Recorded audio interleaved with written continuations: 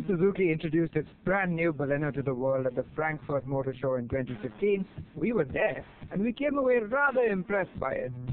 But what really piqued our interest was this new 1-liter 3-cylinder turbocharged engine called the Booster Jet, which was available in the European car. And of course, when the Baleno was launched in India, we just got the regular 1.2 petrol and 1.3 diesel engine. And while they are great, we petrol heads were longing for that fancy turbo petrol engine. Now, however, in 2017, the Booster Jet engine is finally in India, and just to make matters a little bit more interesting, Maruti has launched the Baleno in a exclusive sporty trim for this engine called the Baleno RS.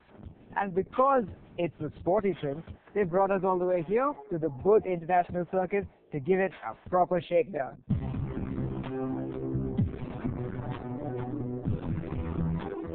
But first, a quick sum up of what's new on the Baleno RS's exterior. At first glance, it might not seem a lot, but look a little closer and you'll find a number of new details. At the front, there are black accents in the headlamps, a new grille mesh finished in gunmetal grey, and a new bumper with a neat lip peeking out from the bottom. That lip continues around the sides in the form of these skirts, and over at the back there's an all-new bumper that's perhaps the most aggressive visual element of this car, with its dark grey rear valance. What's a bit disappointing is the alloy wheels. They may be painted black, but they're still the same 16-inch design as the standard cars. A sportier set would have really done wonders. So, now that you know how to spot a Baleno RS out on the street, time to hit the track and see what this new Booster Jet engine is all about. Right, now the first thing you notice about this new Baleno's 1-liter Booster Jet engine is what I'm noticing right now as soon as I exit the pit lane, is that it's not as frantically peppy off the line as even the 1.2-liter petrol. That bottom end is just not there. It doesn't jump off the line. There's a bit of a cushion, a bit of a delay before the power comes in. And that's okay, it just takes a little bit getting used to. If you're used to the 1.2, this is really quite different setting off the line.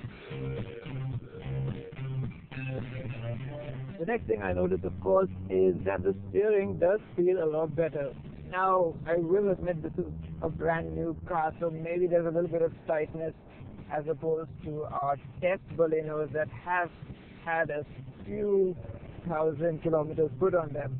But it's still not perfect, it's still far from the best steering you'll find out there, but it does at least feel a bit heavier and a bit more weighted, which is really quite a welcome change, because that was really one of the Baleno's biggest failings in the past. It felt just a little too loose and disconnected from the road. This does feel a lot better, and that's a good thing indeed, especially here on the Booth International Circuit. While on the subject of corners and handling, it would have been really great if Maruti somehow managed to put seats with better lateral support in the Baleno RS. Sure, these are comfortable, but when you're flinging it around corners, it would have been nice to be held in place a bit better. As with all turbocharged engines, there is a bit of a delay before the power comes on in earnest. And in this 1-liter Booster Jet, that point is around 2000 RPM. That's when the real thrust begins, and it goes on all the way till 6000 RPM, which is the red line, at which point the limiter kicks in. It's not as strong at the top end, obviously, but it will rev there. It's not a free-revving engine either, but it will rev all the way there nonetheless. It is all about the mid-range, this car. Once you get it past 2000 and into the meat of the power band, you really want to stick it there. The Booth right now, for me, is a series of third and fourth gear corners, and it's only on the straight that you ever get it to fifth, and you rarely have to go down to second in this car. So while it's got a good mid-range and it's really quite entertaining, that's helped a lot by the lightweight of this car.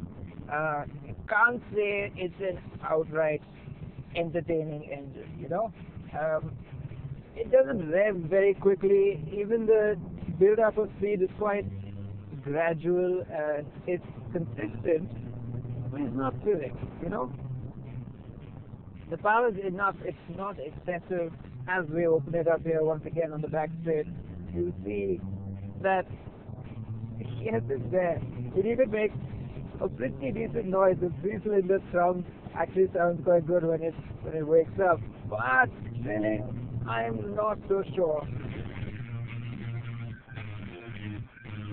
While it feels pretty quick on its own, we couldn't help but feel it could have been faster still. And it turns out there's actually a good reason for that. The booster jet motor has been detuned for India. Now it's a shame that Maruti couldn't offer this engine in its full European spec, which I believe has about 111 horsepower and 170 Newton meters of torque. Here it only develops 102 horsepower and 150 Newton meters. And the reason for that is because they've designed it to work with the worst possible fuel our country has to offer. Maruti is a brand that sells all over the country, even in places where you don't get even 91 octane petrol. So in order to make sure it works even in those conditions, it's been detuned just a little bit, and that's a shame. It's not just the engine though. Maruti has fiddled with the Baleno chassis and suspension too for this RS variant.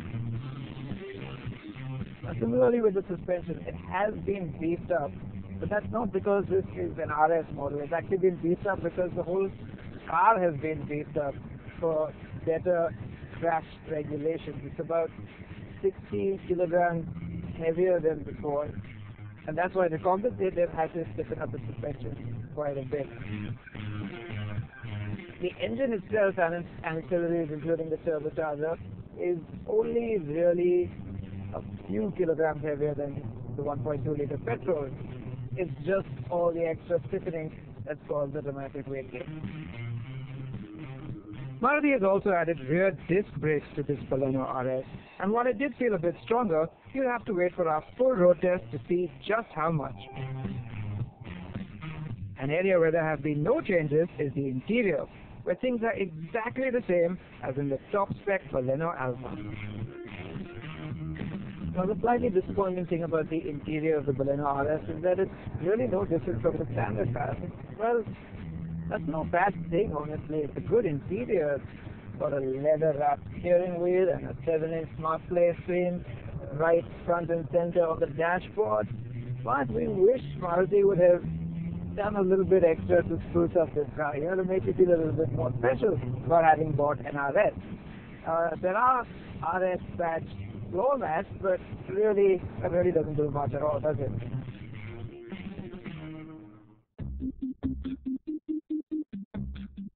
So the Baleno RS is every bit of Maruti. At 8.69 lakh rupees ex-showroom Delhi, it is well priced compared to similarly positioned hatchbacks like the VW Polo GT and the Fiat Abarth Punto. It's practical, it can run on poor quality petrol, and with a 21.4 kpl ARAI rating, it even gets pretty decent fuel economy. So it's a great family hatchback that's a little bit nicer to drive. But is it an out-and-out performance car? Not quite. Perhaps the RS badge is a little misleading. It raises your expectations higher than what the car can deliver, and at a premium of 1.4 lakh rupees over the top-spec 1.2 petrol, there isn't enough, inside or out, to set it apart. Still, thanks to the new booster jet engine, it is a bit more entertaining than the standard car, and it makes for a great range topper to the Baleno lineup. Just don't go expecting white-knuckle, hot hatchback thrill.